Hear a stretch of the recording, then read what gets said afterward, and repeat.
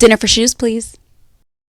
Hi, welcome to Dinner for Shoes. I'm really excited to say that today I'm going to have my second ever podcast guest. And this guest is someone who's really close to my heart. I've worked with her in the fashion industry. We were connected in the fashion industry a long time ago when she reached out to me about increasing representation in the industry, and she wanted to write a story. And she's an amazing writer. She's amazing creative. She is a fashion designer. Didn't even know she could be a fashion designer. She's a blind fashion designer. She had no idea that would even be in her wheelhouse, but so many of her steps led her to where she is today. She's founded a clothing brand. It's called NYI, which stands for Not Your Inspiration. We're going to get into the reasoning behind the name and a little bit more about her clothing collection. She is full of knowledge. She's had a lot of experience and she's very insightful. So just a moment, and Natalie and I are going to be here on this couch, and we're going to eat some amazing Greek salads.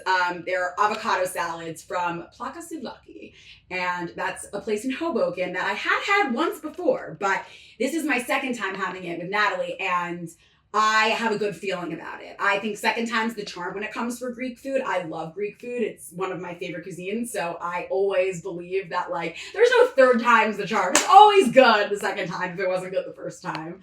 When there's pita, I'm coming. So come on over and join the chat. Hi, we're here with Natalie Trevonne, who launched a clothing brand very recently called NYI.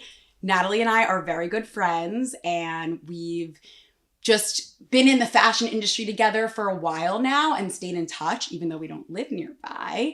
So I'm really excited today to break some bread and eat these avocado salads from Plaka Souvlaki and just talk about how we stayed friends and stayed in touch and all the amazing things that Natalie's doing in the industry. So do you want to talk a little bit about us meeting and everything? Yeah, I just want to stop to say that Sarah's so special to me. She is such a force in the fashion industry. And if it wasn't for people like her, I would not be in the space that I'm in today just because she believed in the mission right away. And when I met Sarah, I was pitching to a lot of fashion magazines about writing disability stories in relation to fashion. And my very first story that I pitched was about online shopping and how it was not accessible for people who are blind and low vision. Yeah. And nobody would pick it up. And I remember pitching it to a magazine, I won't say who, and they literally were like, you don't have a story. Yeah. But here's a story about a blind woman who can't find work. And this is the kind of stories we're looking for. So if you have something like that, pitch it to us. So they literally wanted me to write a sob story, some type of inspiration porn. Oh my God. For clicks, I guess. Oh. And it was this isn't even about fashion. Mine was actually about fashion. Yeah. Yeah. And that was just so disheartening to me. And I found Sarah on LinkedIn and I was like, hey, I was close to giving up. I was like, hey, no one's going to pick this up. No one cares. But I was like, let me email, this lady, Sarah Wasilak, and I did. And I was like, hey, I'm just trying to find a home for this story. And she got it right away. And this was a LinkedIn message. Yeah. I didn't even have I don't normally answer my LinkedIn messages. And I didn't even have to give her a full rundown. She was just like, no, this is important. Yeah. And she immediately connected me with the folks at Pop Sugar, and the story was published. Yeah.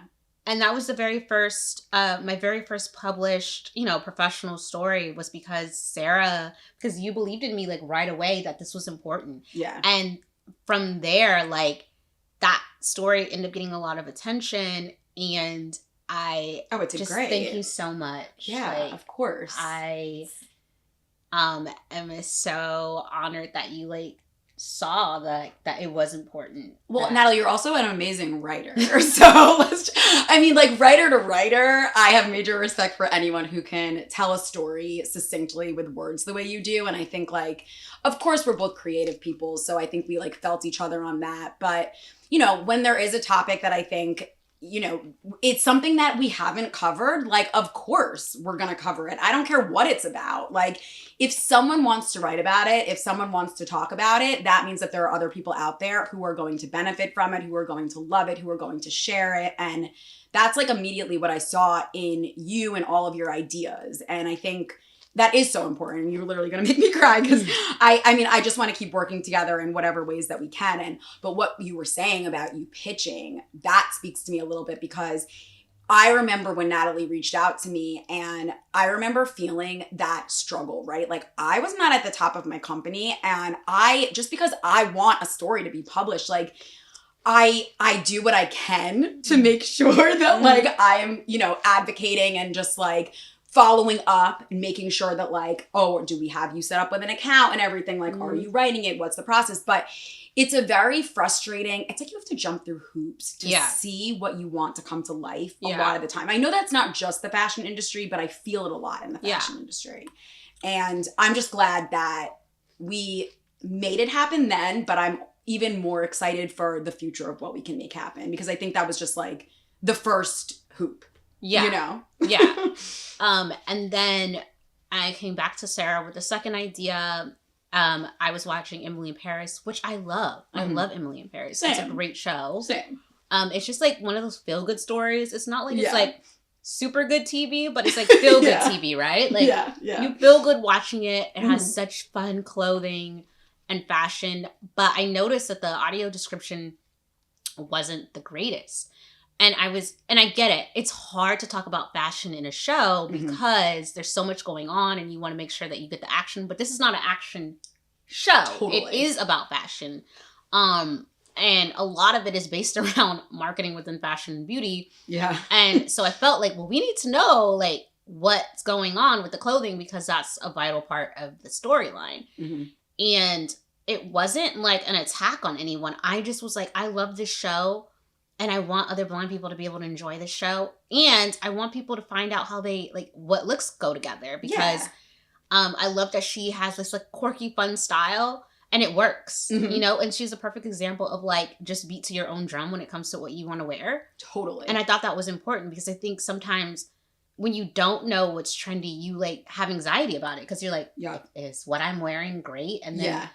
You know, and then you just don't know. So I was like, this is so important. So I went to Sarah and I was like, hey, I want to pitch about audio descriptions for fashion, like, because I want to know what people are wearing. Even if sometimes it's not even about fashion, the story, like, I am obsessed with Buffy the Vampire Slayer. I think it's like top 5 shows of all time. And it's iconic for the fashion. Yeah. There's literally Instagram pages devoted articles about her fashion alone. And I did my research. I found Cynthia Bergstrom, who was like the lead, you know, wardrobe stylist for that show. And I got to talk to her for that article. It's amazing. And I talked to the designer from Judas and the Black Messiah. Oh, okay. And because they... You know, people get awards for the fashion. So it has to be important, right? Of course. It's so important. It helps tell the story. And so Pop Sugar ended up picking it up as well. And the AD people that worked on Emily in Paris actually read the article. And the next season, I texted Sarah and I was like, Sarah, this AD is so good. And I like made a post about it and I was like, hey, just want to compliment whoever, you know, those who worked on the AD for Emily in Paris this season. It's so great.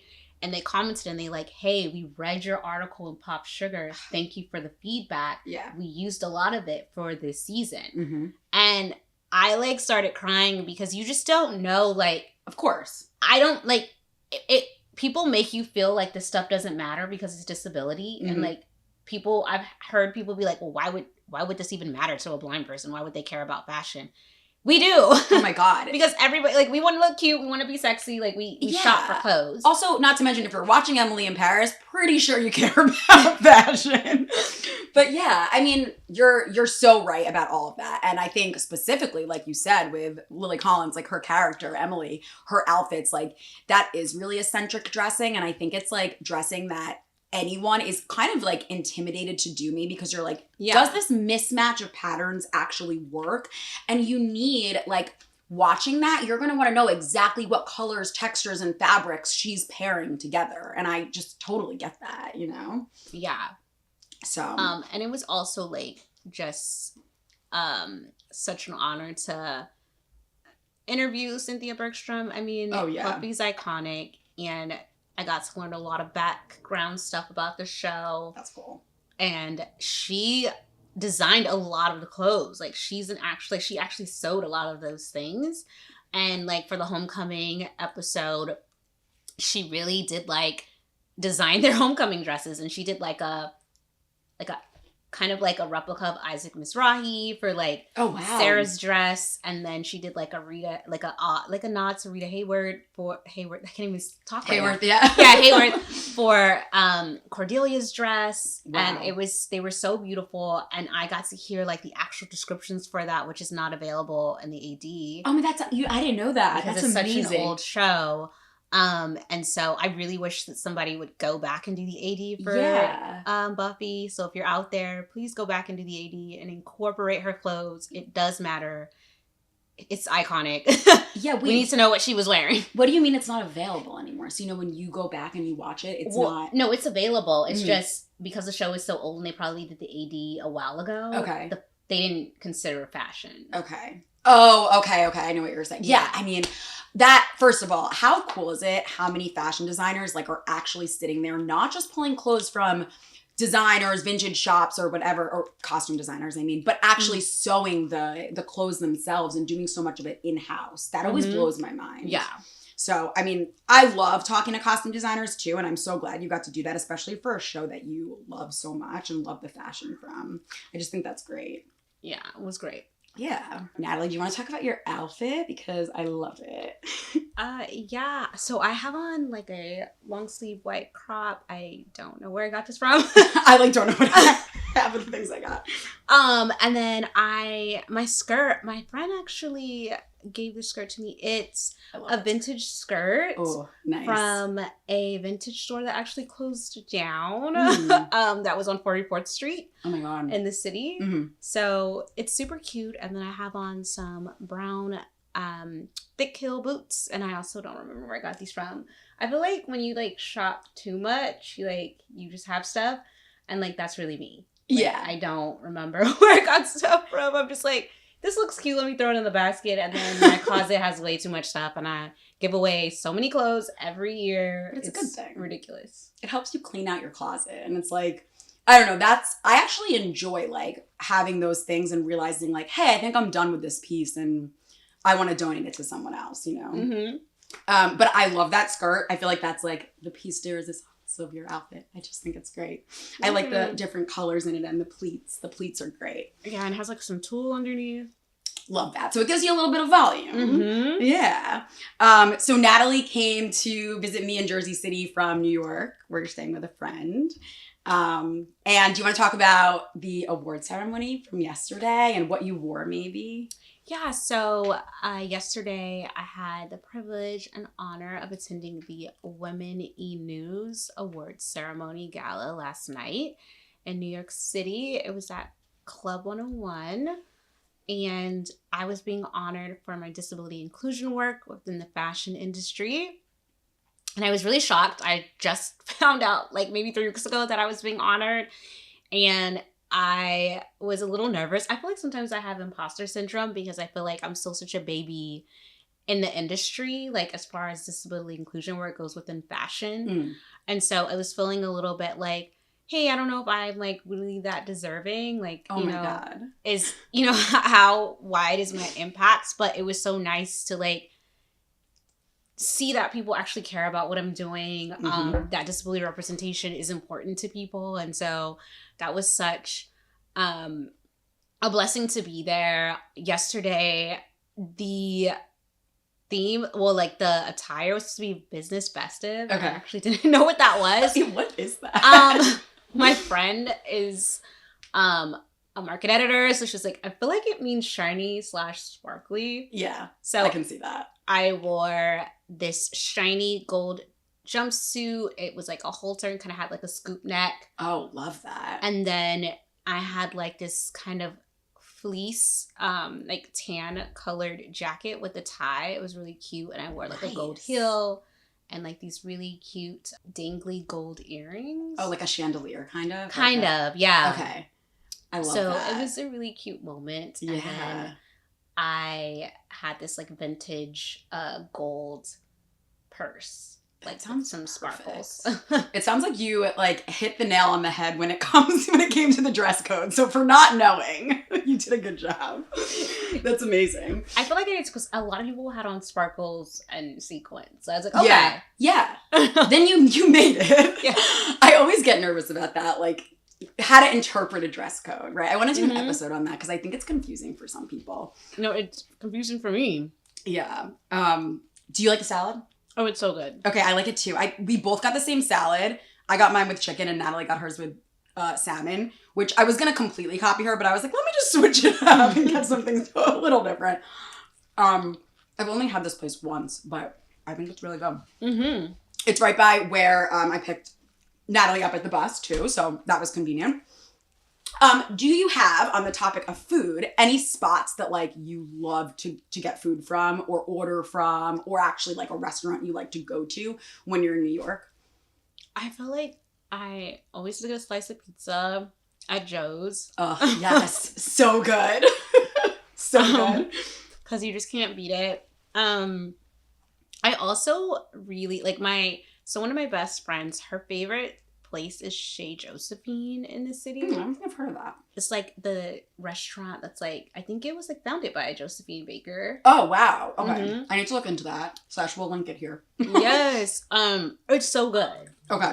I feel like it's very cute. Like sometimes they have a guy playing the piano. I feel like if you want to feel expensive for a night, you go to Chez Josephine.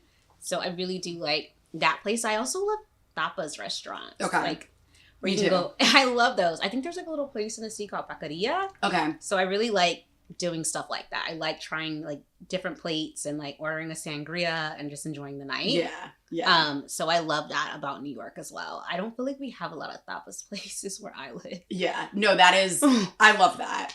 What about like, are there any places you like to shop when you come to New York or? I try not to do a lot of shopping when I come just because I want to practice boundaries with my closet right now. But I do, you guys, the Macy's out here is so huge. Huge. Huge. Yeah. It expands like avenues. It's crazy. So I do like going in there just because I feel like it's just a time, you know? Yeah. And like, it's just a very different vibe from being like, I don't actually enjoy going into Macy's where I live, but it's something about like the city feel and that Macy's that just seems so expansive and like, exploratory. Yeah. So I do like that. Especially during the holidays too. Yeah. And they have it decorated so nice. Yeah. Yeah. It's like they'll do the windows. So it's always fun. I feel like that is like a New York hallmark. But let's talk about like most importantly, NYI. And I think that's like, obviously what I'm really excited to talk to you about. When was the first time you thought to yourself, like, I need to launch a brand? And do you want to talk a little bit about the first steps you took? Yeah.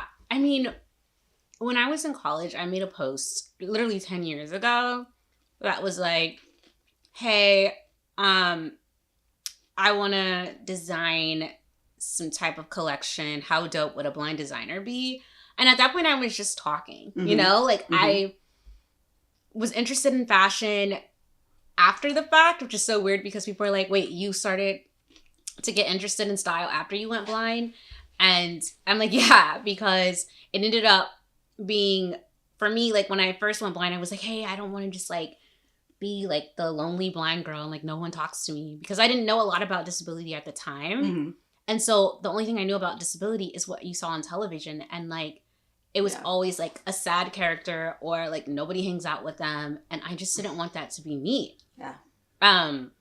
And so I was like, oh, what can I do to like kind of stand out? And that's when I really got interested in style and fashion and started to curate my own looks and just really have fun with it. I loved accessories. I loved shoes. Like I really got into it, and it ended up being like something that did make me stand apart because everyone's like, wait, there's the cute blind girl with the cute clothes, you know?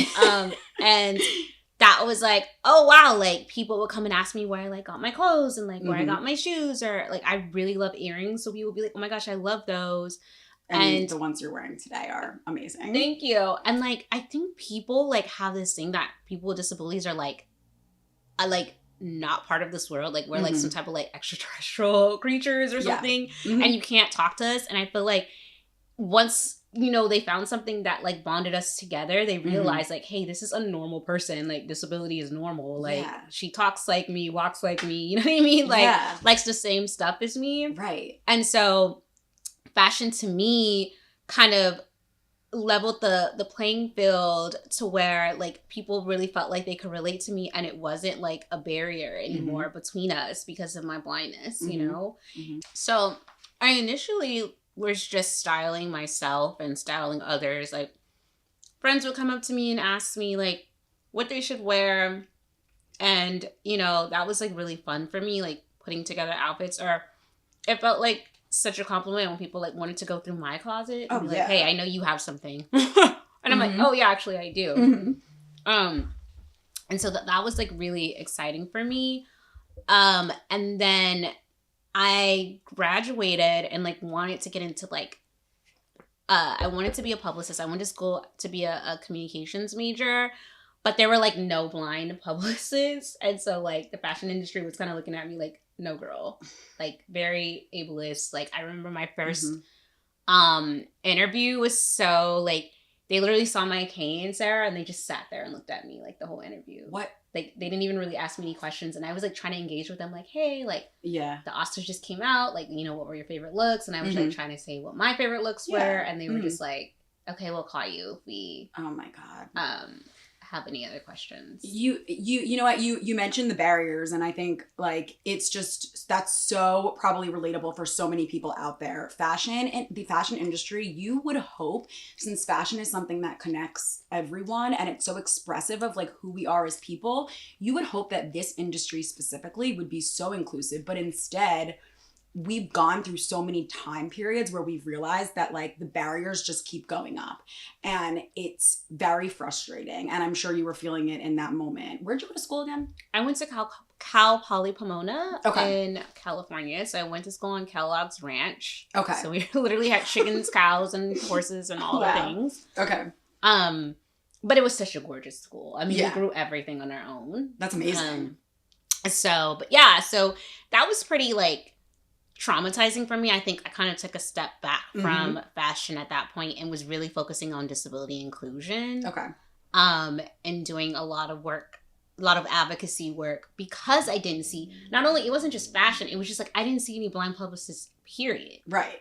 And so it was like, okay, well, something has to be done. And I think that's when I really started to be like, hey, I have to, you know, if I want to see change, like I have to start speaking out about it. I can't just be like, well, it didn't work out for me, so let me sit down. Right.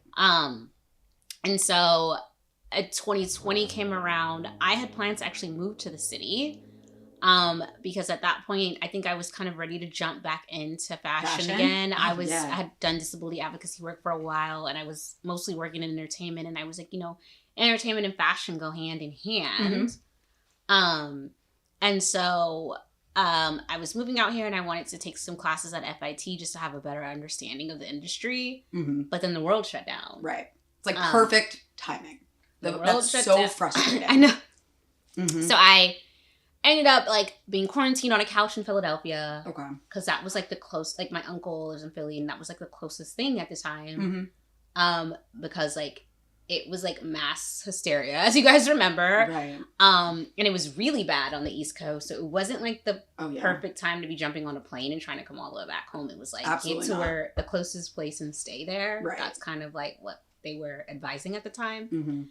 So I was in Philly on a couch, and I was like, okay, God, like this is not the plan that I saw for myself. I wanted to do something fashion. And I literally felt like he spoke to me and was like, well, he was like, you can still learn about fashion. Like, you're not doing anything. Yeah.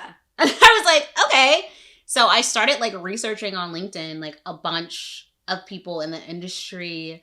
And I was like, well, what do we do with this information? And initially we were going to start a blog. Okay. And just tell stories of people working in the fashion industry, but like people you don't normally get to hear from. Like we weren't going to be talking to models and like the big name folks that like everybody knows. They're everywhere. It was like, we want to hear from the people whose blood, sweat, and tears are going into this business. Yeah.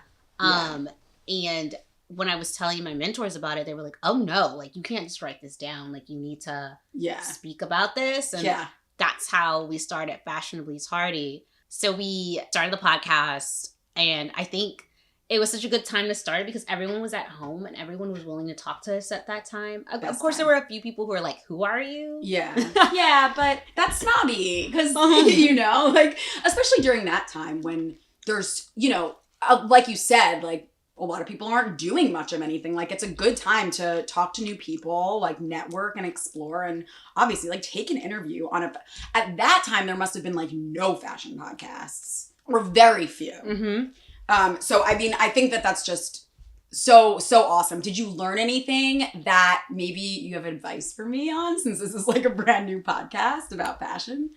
I learned that, like, I learned that it's a lot of work. Mm-hmm. That's for sure. Mm-hmm. But I also learned that people really do appreciate being able to talk about their challenges and journeys, especially those who like don't get reached out to that often, right? So we're talking to agents and managers, designers, creative directors, and I learned so much about how similar we all were, in a sense that the industry is a really hard place, not just for people with disabilities, but like some of the stories that I heard about people interning at fashion places and like getting fired because like they got the wrong dog biscuit, you know, and that has nothing to do with fashion. But no, are you? I used to get in trouble for like getting the wrong coffee for people as an intern. Are you kidding? In like the fashion closet. Well, okay. So then, how like did you make the transition from the podcast to thinking I want to do something bigger? Like I want to start focusing on NYI, and how did that bloom in your head? People started asking us, like, well, how do I be more accessible in fashion? And I think that's when we started doing consulting. Yeah. Accessibility consulting and wanting brands to really see, like, hey, there's a $1 billion market in the disability community that you're missing out because your stuff isn't accessible. Your website isn't accessible. I can't even go shopping. Totally. Because you don't have any alt text. You don't have image descriptions on your photos. Your product descriptions leave a lot to the blind imagination. I can't, like, if you just tell me it's a red top with shorts. Yeah. Baby, that's not telling me nothing. I'm not going to buy that. So, somebody heard my podcast. Okay. Ernest Spicer, he's a tech professional. Okay. He was working in the NFT space. We'll go back to the article, but I do want to get to NYI. And he was like, hey, like, let's design an NFT together. Wow. And I thought it was like a scam at first because I'm thinking NFT, Bitcoin, you know what I mean? Yeah, I didn't know. Those letters. And he was like reaching out from LinkedIn, and I was like, but he turned to be so nice and like really sincere and like genuine about what he was trying to do. And he was like, you know, NFT right now is a white boys club. And he was like, and I'm just trying to figure out how to be more diverse. Like I want to be an ally to people with disabilities, and I want the space to open up because he had already been helping an African-American comic book writer. And so he was really trying to be like, to give back. Yeah. And so I was like, okay, I decided, I was like, let me think about it. And I decided on a wedding dress because I don't see a lot of disabled brides or grooms or groomsmen, bridesmaids, or, you know, any type of, I don't see that in print, right? Like you don't see those on ads. Yeah. And everyone gets married. It's not subject to people. Right. You know what I mean? But everyone wears clothes. Everyone gets married. And everyone wants the perfect dress. Yeah. And like I wasn't seeing like anyone that looks like me that was getting married. Like not even somebody in a wheelchair. Right. And that was really sad to me because I'm like, do we not fall in love? Right. Right. So I was like, oh, let's do a wedding dress. And we So we did the Nessa dress, which was our first design together. I wrote really detailed notes about what I wanted the dress to be. Amazing. I wanted to have a long train. I wanted it to be classic white, but I wanted it to be really sexy, Love like kind that. of modern day. So it has some see-through features to it, like some gold accents. It was a really pretty dress, and it got picked up by Meta Fashion Week. And the godmother of the metaverse, Kathy Hackle, actually wore it in the metaverse. Amazing. And was like talking to Tommy Hilfiger in it, which was so cool. And like talking about the dress. Awesome. And then it got picked up from Essence magazine, and then Vogue Business mentioned it.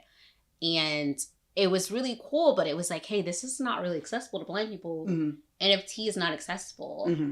And I was like, I don't think I want to keep on this road because, you know, great that like we were able to do something really cool, and I was the first blind designer in the metaverse, but if it's not helping the community, then it's not a win for me. And Ernest was like, understood, let's do a physical collection. And I was like, whoa, like you were like, yes. What? He was like, yeah, like if this isn't accessible, what's going to be accessible to the community? And I was like, Ernest, I don't know anything about making a physical collection. And he was like, well, we'll figure it out together. And that's what we did. And he was like, what are we calling this? And I was like, Not Your Inspiration. And people always like are a little taken aback when I'm like, it's called Not Your Inspiration, but it's because like as a person with a disability, I could be walking down the street and somebody will be like, oh my gosh, you're so brave, you're walking out here by yourself, what an inspiration. And I'm like, I'm walking like you. Yeah. And it's like, or I'll be on the train and somebody will be like, oh my gosh, you're traveling by yourself. And I'm like, would you say the same thing to the attorney sitting next to me going to work? Like, take the disability out of it. Would I still be inspirational? If not, then maybe it's not the compliment that you think it is. Yeah. And I don't want to be inspirational for just being blind. Like, that is not... Yeah. Like, everyone has the opportunity to wake up every day and choose to show up. And I don't see that as... you know what I mean? Like... Totally. I completely agree with you. Like, inspiration is just... not the word, but you're taking it back and you're owning it. And I love that. Yeah. And I think a lot of times when disabled people do stuff, it's like people put us in like a childlike state. So like the infant, I can't even say it. The infantilization of disabled folks. Yep. And it's like, oh, that's cute. You know, like, oh, yay. Like, you could literally get on stage and somebody will clap just because you're disabled and you got up there. This is not that. Like, this is a very sexy, sassy, like this, I feel like I'm in my grown woman era. And I wanted to really reflect that in the clothing. Yep. But also NYI is about textures, because as a blind woman, I identify my clothes through textures. So we're playing with a lot of fun fabrics. Like, we have silks and lace and leather and corduroy. We have this really sexy tweed dress that's like a midi tweed with like a open cutout in the front.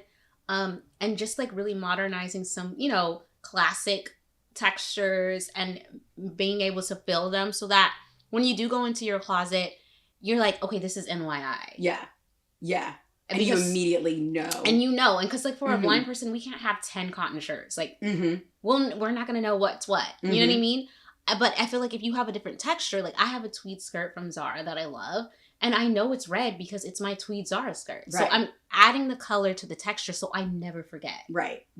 And you and I both love fashion, so I feel like you'll agree with me here. But like, I almost like personalize my clothes in a way. Like when I feel it, I'm like, oh, that's my, like, okay, use tweed Zara skirt, for example. Like, that's my tweed Zara skirt. And immediately I think of like the memories that I made in that skirt. And it's like, it's almost like that's its name and it's like a person to me. I'm like, oh, like I'm going to wear this today. But speaking of Zara and speaking of the textures in your line, I wore my rhinestone Zara jeans today just because I know that NYI is big on texture. And I love that. I think that you like also just texture and adding details to clothing, any sort of embellishment, I think just makes it more...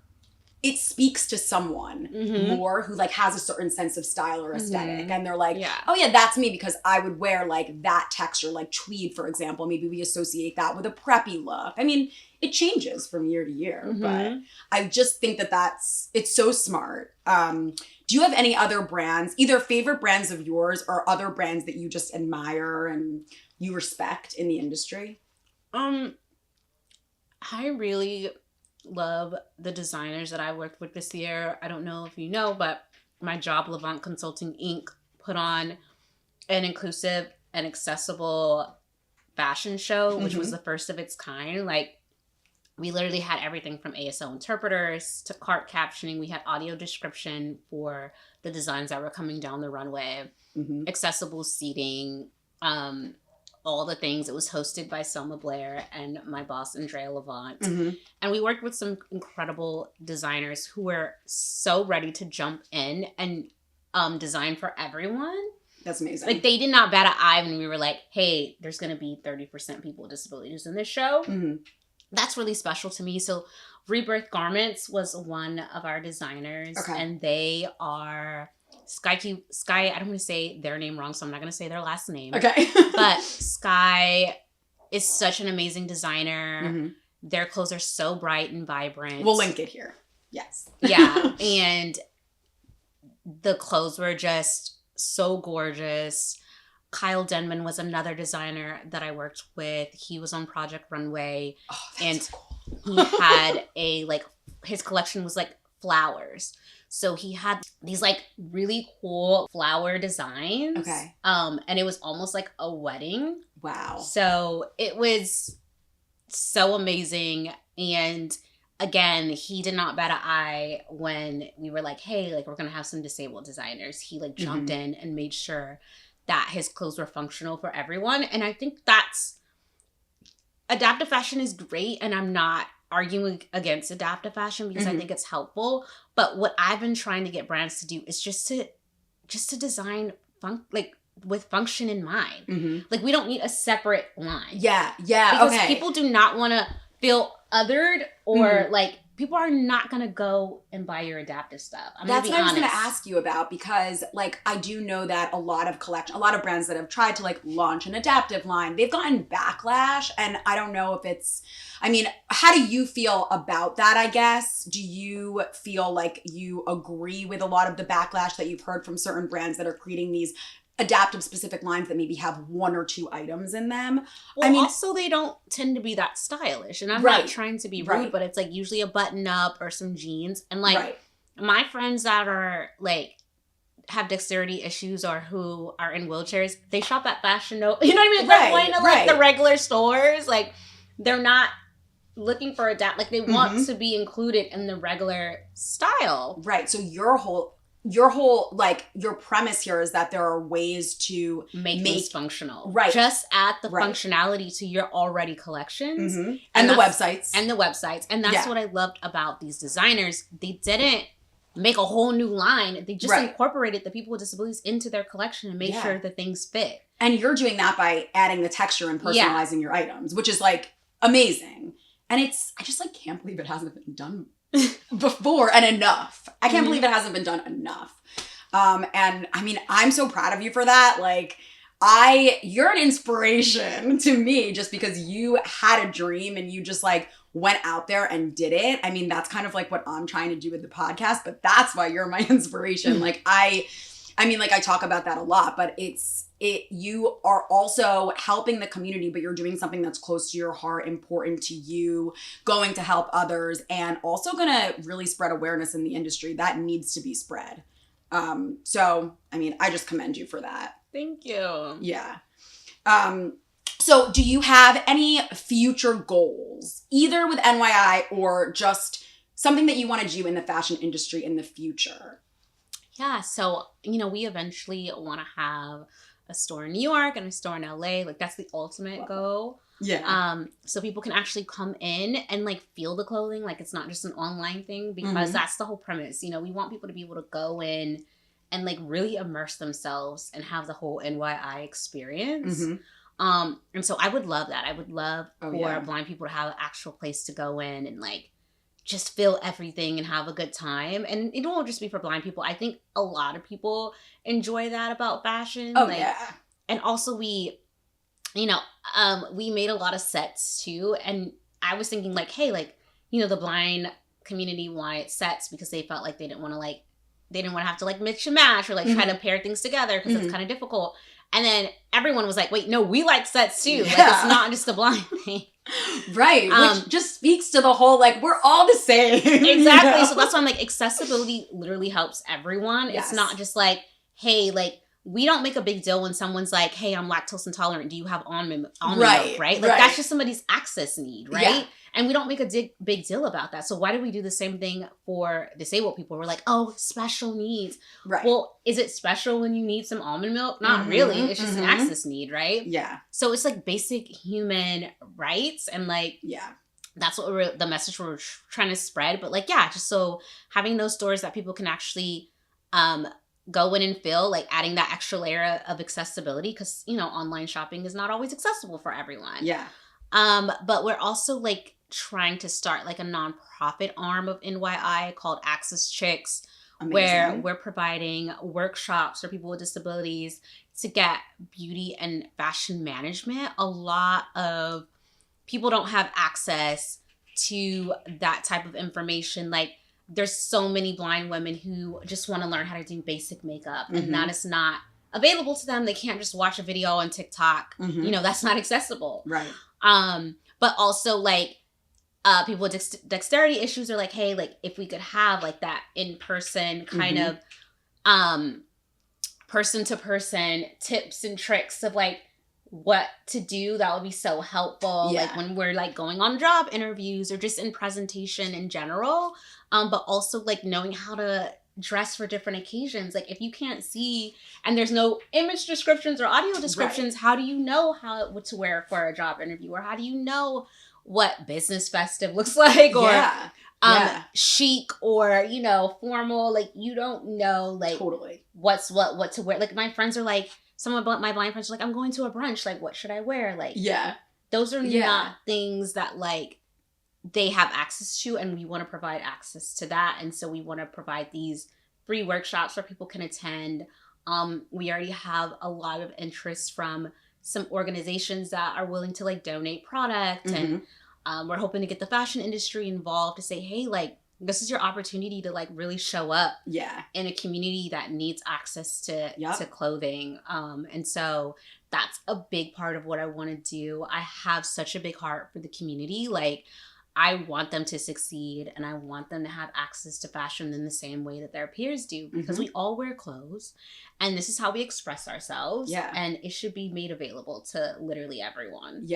And I know you and I had talked about the potential of those workshops, and I loved that idea. And I think what spoke to me about it so much was that also people would be able to ask questions, right? Because that's even something that I think people who just don't like, and as someone who doesn't have a good sense of how to put something together or like what business chic is, they want to be able to just ask that question, right? And not just like with ChatGPT. They want to get the answers. So I think having that in person, like you ask me a question, I respond, then we talk about it. And that is just making it so much more accessible and easy to understand, exciting, like, and especially if you had the clothes there and the makeup there to actually play around with, like that is just the ultimate. So I cannot wait for that. I'm very excited for you. Thank you. Yeah. Let's talk about your first runway show. You were in an all-blind runway show.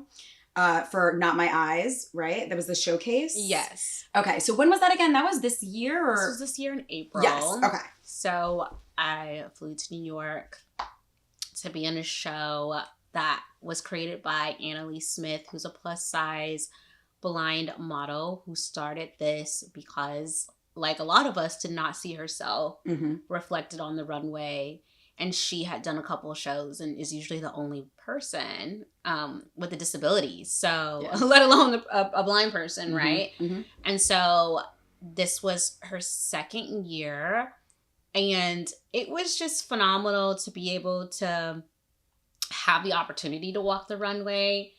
And obviously, like, it was so cool to be able to write about it and pop sugar. And kind of even spread the news about the show. And if you know any blind folks that would be interested, I definitely suggest getting involved with Not My Eyes. We'll also link that here. And the next show is coming in April. I think it was just like an eye-opener for me too, because I tend to work behind the scenes a lot, right? Yeah. And so this is me getting on the runway. I have such an appreciation for runway models. Yeah. Because oh my God, like having to get on stage and walk in those high heels. Yeah. And Anna was very great about making it accessible. You could walk with your cane or your guide dog or with an escort. Okay. All 3 options were available. And then she take paint sticks down to the runway that matched the runway so that you could feel like when you're getting to the end and where your marks were. And so it just goes to show that it can be done. Of course. And it should be something that's available all the time. Like, people should open their runways up more because there was some great talent going down the runway. Yeah. And I just really hope that the show, you know, is an example to others that, you know, anything is possible and you shouldn't cut people out based on a stereotype or a misconception. 100%. I think that also all of the images, they were great. Like you said, it was so well organized.